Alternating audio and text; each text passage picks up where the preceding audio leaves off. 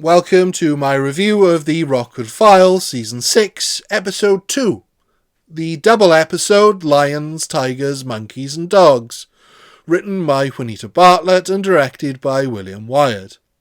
The episode begins at a swanky restaurant, and the graphics team have a new toy as they play with the titles, while Jim arrives and gets the short shrift from the maitre d'. Reservation for Rockford? I am afraid there'll be a slight delay, or say 20 minutes.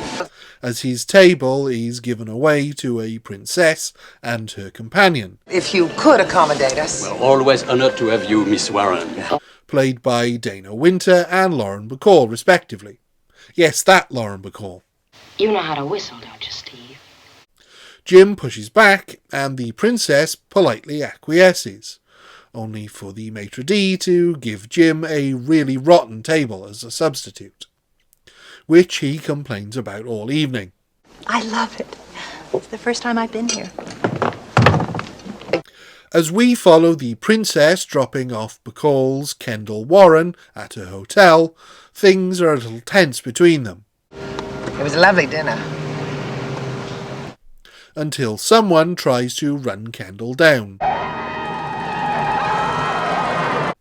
which is the catalyst to bring Jim and the princess back together, as the next morning he's called upon to meet with her. Unfortunately, Angel shows up and hears about this, but I'm sure that won't cause any problems later on. The Princess Rashevsky wants Jim to look into who is trying to kill her friend, and act as a kind of secret bodyguard if she is in danger. Which she might be, as we see someone join a costumed boat party with a flick knife. Jim follows the man, who's disguised as Friar Tuck, and intercedes when he tries to stab Kendall, before making his escape overboard. Kendall remains unconcerned, thinking the attack was an attempted robbery. There was no attempt on my life. The man was after this. This is a much faster-paced opening than the previous episode, with everything set up and an exciting set piece, as well as a mountain of intrigue. Is Princess Rashevsky's concern genuine, or is she behind it all, using Jim to throw suspicion off her? Is the reason Kendall is so unconcerned is that she is behind it, running some sort of scam on the princess, as it's established that their friendship has always been tumultuous? Is it someone else from her inner circle, or one of her society friends, or a party that we have yet to be introduced to? There's a lot of potential suspects and directions that this story could go in, and the only thing we can be certain of is that Garner and Bacall have great chemistry from the start. It's also a really interesting choice to make Hollywood legend Bacall the more down-to-earth friend of the princess, as it would have been easy casting to have her play the regal role, but one that pays dividends as she and Jim bond. You like spicy? I'm crazy for spicy. Oh, well, I'll tell Max. Bacall's effortless classiness and natural relatability is used to full effect, as she seems equally at home with royalty and Rockford, and there's some fantastic humour mined from him taking her to a rustic Mexican place only to discover it's been gentrified by some of the people he was just uncomfortably mingling with on the boat party. You don't have a reservation. Ah, Mr. Fairfield. Do come in, sir. Come right in. The next day, Kendall arrives at Jim's trailer with a picnic, but he's reluctant to go as he's planning to go fishing and then investigate the potential assassin. She agrees to skip the picnic and help him, and they make a great team. There were two friars at the party last night. Blake was furious, I'm furious. As he finds out that she is not one of the rich elite, but a survivor who does very well for herself based on her friend group and reputation. I'm broke. Have been for years. She's essentially Angel, if Angel was smart and classy. They get the name of the man who rented the monk outfit, and Jim tracks him down to a bartender's meeting, But he makes a run for it when he sees Jim, and before Jim can find anything out, he takes a long fall. A true dead end. Jim gets pulled in for leaving the scene of the accident, and so has to explain to Chapman what he was doing, something he was trying to avoid. Although it does give him the chance to revel in Chapman's disbelief that Jim knows a princess. So are you telling me to kick Rockford loose because of his royal connections? Jim thinks the bartender was a hired killer, and plans to find out who hired him, while Angel's got his own plan to scam Jim's new high society friends. Polo ponies. This is where the first part of the episode ends, and it's a fun button on a pretty baffling part 1. We're no nearer to any answers by the end of this episode, and have a few more questions than we started with. But none of that is a problem. The episode really does find the perfect balance of humour, intrigue, character development, and thrills that the Rockford Files does so well. Despite stating his discomfort in dealing with the rich and powerful of LA, Jim treats them no differently than he would anyone else he deals with. Essentially, how they deserve to be treated based on how they behave.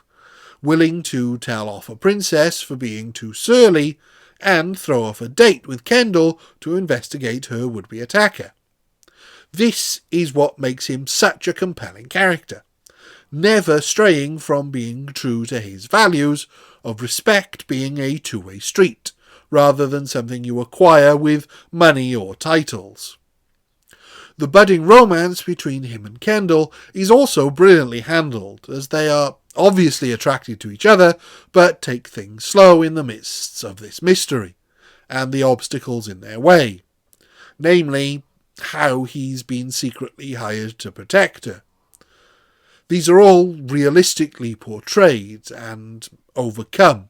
Throwing Angel into the mix as a mild annoyance, while Rocky is nothing but impressed by the new company Jim keeps, is also a fascinating choice to help with the gentle comedy of the episode that never outstays its welcome, as well as the joy of seeing Chapman once again act too big for his boots.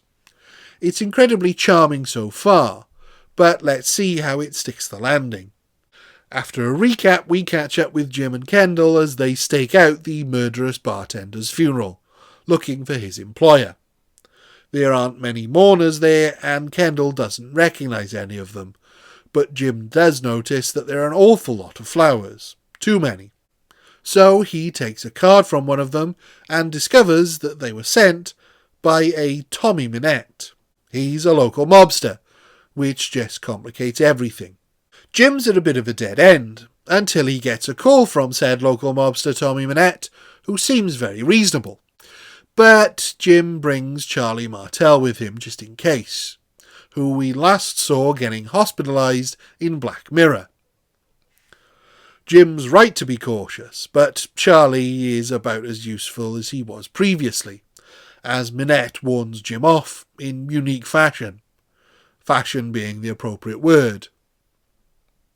It's a big swing to introduce a minor mobster at this stage in the story, but one that solidifies Jim's attitude to authority, as he treats Minette with a level of contempt that he deserves, rather than the respect he desires, something further demonstrated when Jim gets Chapman to haul Minette in. But Kendall doesn't recognise him either, and he has an ironclad fake alibi. I wasn't anywhere near the Triborough. I got 6 guys who'll put me clear on the other side of town. It's my poker night. This is an oddly risky move for Jim to make, having just been warned off by Minette. It's one thing to give a mobster a bit of attitude, it's quite another to have the cops bring him in to confront him about it. It also feels like a pretty dark joke taken a little too far to have poor Charlie Martel end up in a serious condition in hospital again, even if they do try to lampshade it. Every time I give Charlie a job, he ends up in the hospital. It might have been funny if his injuries weren't so horrific, both times we've seen him work for Jim. Jim and Kendall leave the police station, but we get to hear Minette have a phone conversation that gives us the idea that he is actually involved in all of this. Jim has a similar hunch and follows Minette home.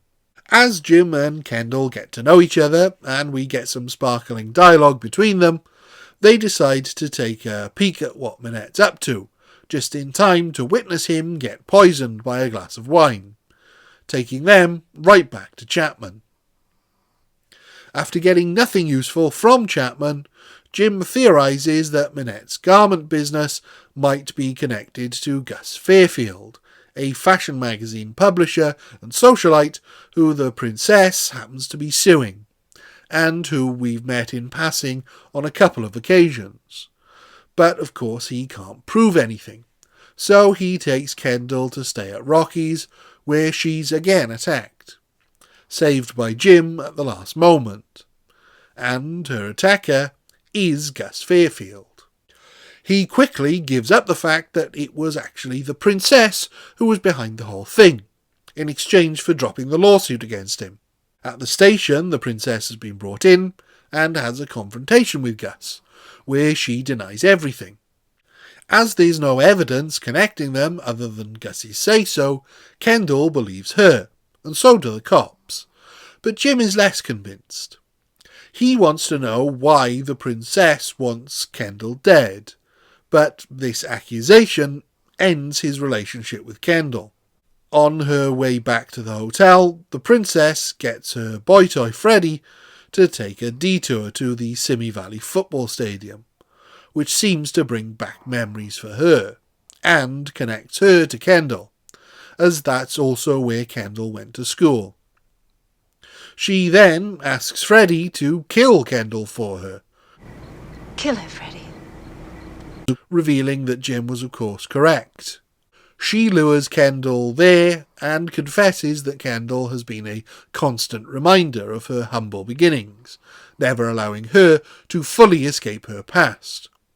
Or to put it another way, she's nuts. Jim arrives to save her in the nick of time, and the princess wanders off into the night.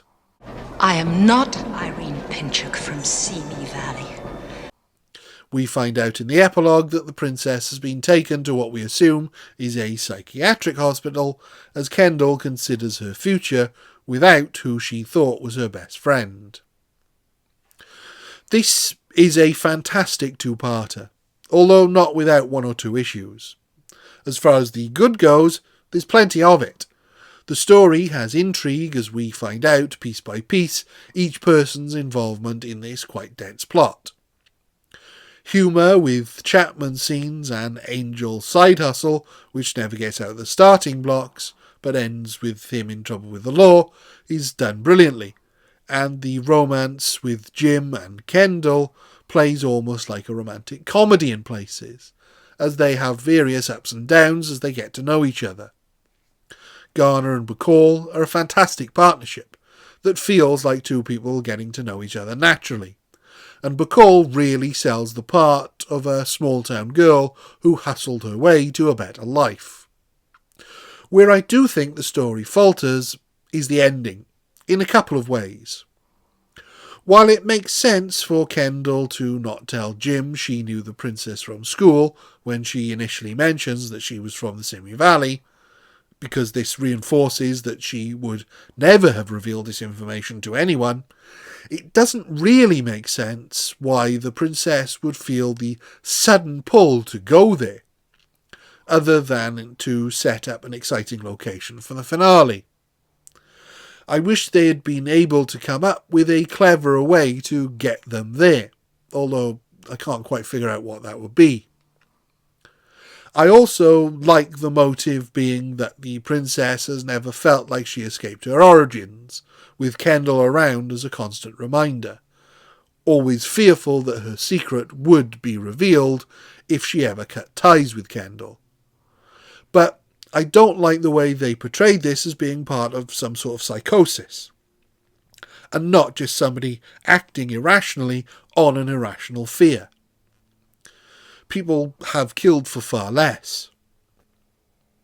Finally, Sort of a technical thing, I didn't like the voiceover shots of the princess wandering the field. But that's just because it felt incongruous with the style of the rest of the episode and a little too gimmicky. These are all small issues that don't detract from a fabulous double episode, and while somewhat anticlimactic, didn't detract from how good everything else was. So this is another 5 out of 5 for me. Thank you. Goodbye.